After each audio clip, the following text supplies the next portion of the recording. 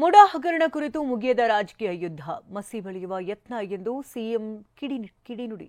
Whitener ಹಿಂದಿನ ಅಕ್ಷರಗಳೇನು ನೋಡಿಕೊಳ್ಳಿ ಕುಮಾರಸ್ವಾಮಿಗೆ ತಿರುಗೇಟು. ಅಹಿಂದ ಮುಖವಾಡ ಹಾಕಿಕೊಂಡು ಸಿದ್ದರಾಮಯ್ಯ ವಂಚನೆ ಮಾಡ್ತಿದ್ದಾರೆ ಎಂದಿದ್ಯಾರು? ಈ ಸುದ್ದಿಯನ್ನು ನೋಡೋಣ ಟಾಪ್ 5 ನ್ಯೂಸ್ ಟಾಪ್ 9ನಲ್ಲಿ. ಮುಡಾ ಸೈಟ್ ಹಂಚಿಕೆ ವಿಚಾರದಲ್ಲಿ ರಾಜಕೀಯ ಜಟಾಪಟಿ ತಾರಕಕ್ಕೇರಿದೆ. ಪ್ರಾಸಿಕ್ಯೂಷನ್ಗೆ ಅನುಮತಿ ನೀಡಿರೋ ರಾಜ್ಯಪಾಲರು ಹಾಗೂ ವಿಪಕ್ಷಗಳ ವಿರುದ್ಧ ಸಿಎಂ ಸಿದ್ದರಾಮಯ್ಯ ಕಿಡಿಕಾರ್ತಿದ್ದಾರೆ. ರಾಜಕೀಯ ವೈರಿಗಳಿಂದ ನನಗೆ ಮಸಿ ಬಳಿಯುವ ಯತ್ನ ಅಂತ ಬೆಳಗಾವಿಯಲ್ಲಿ ಮುಖ್ಯಮಂತ್ರಿ ಸಿದ್ದರಾಮಯ್ಯ ಗುಡುಗಿದ್ರು. ಯಾರು ರಾಜಕೀಯವಾಗಿ ನಮ್ಮ ದ್ವೇಷಿಗಳಿದ್ದಾರೆ, ವೈರಿಗಳಿದ್ದಾರೆ, ಅವರೆಲ್ಲರೂ ಕೂಡ ನನಗೆ ರಾಜಕೀಯವಾಗಿ ಮಸಿ ಬಳಿಬೇಕು ಅಂತ ಪ್ರಯತ್ನ ಮಾಡ್ತಾ ಇದ್ದಾರೆ. ದೇವರಾಜು ಎಂಬೋರಿಂದ ನನ್ನ ಭಾಮೈದ ಭೂಮಿಯನ್ನ ಖರೀದಿಸಿದ್ದ ಅಂತ ಬೆಳಗಾವಿಯಲ್ಲಿ ಸಿಎಂ ಸಿದ್ದರಾಮಯ್ಯ ಹೇಳಿದ್ರು. ಅದು ಕುಮಾರಸ್ವಾಮಿ ಜಮೀನಾ ಎಂದು ಸಿಎಂ ಪ್ರಶ್ನೆ ಮಾಡಿದ್ರು.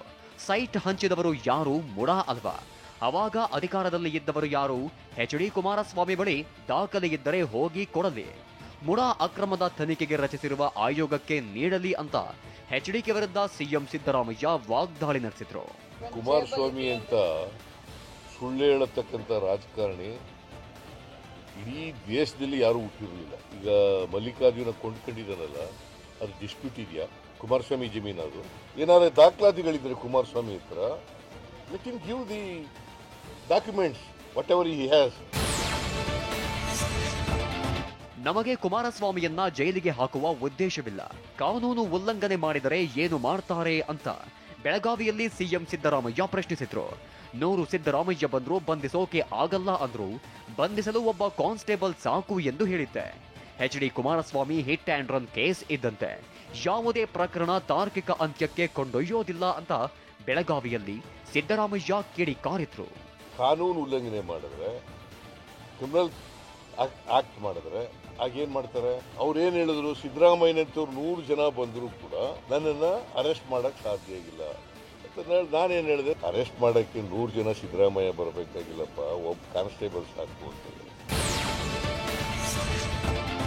ಮುಡಾ ಹಗರಣದಲ್ಲಿ ವೈಟ್ನರ್ ಬಳಸಿ ದಾಖಲೆ ತಿದ್ದಿರುವ ಆರೋಪ ದೊಡ್ಡ ಸದ್ದು ಮಾಡ್ತಿದೆ.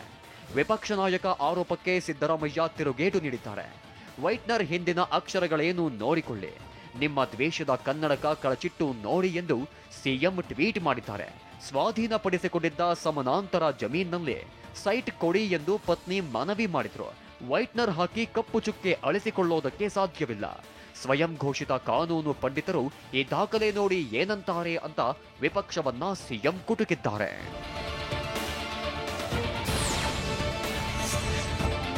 ಮುಡಾ ಹಗರಣದಲ್ಲಿ ವೈಟ್ನರ್ ಬಳಸಿ ದಾಖಲೆ ತಿದ್ದಿದ್ದ ಆರೋಪವನ್ನೇ ವಿಪಕ್ಷಗಳು ಅಸ್ತ್ರವಾಗಿಸಿಕೊಂಡಿವೆ. ವೈಟ್ನರ್ ಹಾಕಿದ್ದ ಪ್ರಕರಣಕ್ಕೆ ಸಿಎಂ ಸಿದ್ದರಾಮಯ್ಯ ನೀಡಿದ ಸ್ಪಷ್ಟನೆಗೆ ಎಚ್.ಡಿ.ಕೆ ಲೇವಡಿ ಮಾಡಿದ್ರು. ದಾಖಲೆಗಳಿಗೆ ಟಾರ್ಚ್ ಬಿಟ್ಟು ನೋಡ್ತಿದ್ದಾರೆ. ಸಿದ್ದರಾಮಯ್ಯಗೆ ಈ ಪರಿಸ್ಥಿತಿ ಬೇಕಿತ್ತ? ಮುಖ್ಯಮಂತ್ರಿಗೆ ತಮ್ಮ ತಪ್ಪಿನ ಅರಿವಿಲ್ಲ. ಮುಡಾ ಜಾಗ ಅವರ ಪತ್ನಿ ಭಾಮೈದನದ ಜಾಗ ಯಾರದ್ದು ಹೇಳಲಿ ಅಂತ ಮಂಡ್ಯದಲ್ಲಿ ಕೇಂದ್ರ ಸಚಿವ ಕುಮಾರಸ್ವಾಮಿ ವಾಗ್ದಾಳಿ ನಡೆಸಿದ್ರು. ಆ ಮುಖ್ಯಮಂತ್ರಿಗಳಿಗೆ ಆ ಮಾಡಿರ್ತಕ್ಕಂಥ ತಪ್ಪಿನ ಅರಿವಿಲ್ವಾ? ಯಾರ ಜಾಗ ಅದು? ಯಾರು ಹೆಂಡತಿ ಜಾಗನಾ? ಅವ್ರ ಬಾಮೈದನ ಜಾಗನಾ? ಸರ್ಕಾರಿ ಭೂಮಿ ಲಪಟಾಯಿಸಿ ಈಗ ಟಾರ್ಚ್ ಬಿಟ್ಕೊಂಡು ನೋಡ್ತಾವ್ರಲ್ಲ, ನಾಚಿಕೆ ಆಗೋದಿಲ್ಲ? ಆರೋಪಿ ವಿರುದ್ಧ ಇರುವ ಆರೋಪಕ್ಕೆ ತಾನೇ ಸಾಕ್ಷ್ಯಾಧಾರ ಕೊಡ್ತಾನೆ ಅಂತ ಸಿದ್ದರಾಮಯ್ಯ ವಿರುದ್ಧ ದೂರು ನೀಡಿರೋ ಸ್ನೇಹಮಯಿ ಕೃಷ್ಣ ವ್ಯಂಗ್ಯವಾಡಿದ್ರು. ಸಾಕ್ಷ್ಯಾಧಾರ ಕೊಡ್ತಾನೆ ಎಂಬುದನ್ನ ಸಿಎಂ ಸಾಬೀತುಪಡಿಸಿದ್ದಾರೆ. ದೇವನೂರು ಬಡಾವಣೆ 3ನೇ ಹಂತದಲ್ಲಿ ನಿವೇಶನ ಪಡೆಯುವ ಬದಲು ವಿಜಯನಗರದಲ್ಲಿ ನಿವೇಶನ ಅಕ್ರಮವಾಗಿ ಪಡೆಯಲಾಗಿದೆ. ಸತ್ಯಾಂಶ ಮುಚ್ಚಿಟ್ಟಿದ್ದನ್ನ ಸಿದ್ದರಾಮಯ್ಯ ಒಪ್ಪಿಕೊಂಡಿದ್ದಾರೆ ಎಂದು ಟ್ವೀಟ್ ಮಾಡಿದ್ದಾರೆ.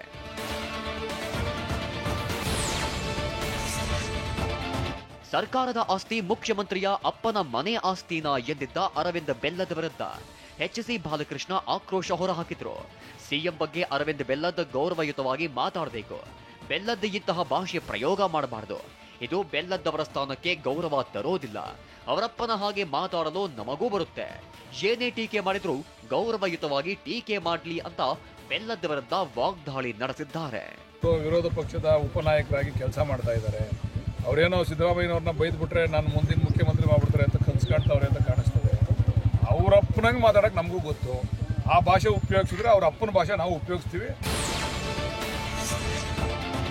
ರಾಜಭವನ ಚಲೋ ಕಾರ್ಯಕ್ರಮ ಹಮ್ಮಿಕೊಂಡಿದ್ದೇವೆ ಅಂತ ದೇವನಹಳ್ಳಿಯಲ್ಲಿ ಸಚಿವ ಮುನಿಯಪ್ಪ ಹೇಳಿದ್ದಾರೆ.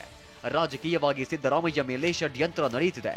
ನಾವೆಲ್ಲ ಮೆಟ್ಟಿ ನಿಂತಿದ್ದೇವೆ, ಹೋರಾಟಕ್ಕೆ ಸನ್ನದ್ಧ ಆಗಿದ್ದೇವೆ. ಶಾಸಕರು ಮಂತ್ರಿಗಳು ರಾಜಭವನಕ್ಕೆ ಹೋಗ್ತೇವೆ. ನೀವು ಮಾಡ್ತಿರೋದು ಸರಿನಾ ಅಂತ ಗವರ್ನರ್ ಅವರನ್ನ ಕೇಳುತ್ತೇವೆ ಅಂದ್ರು.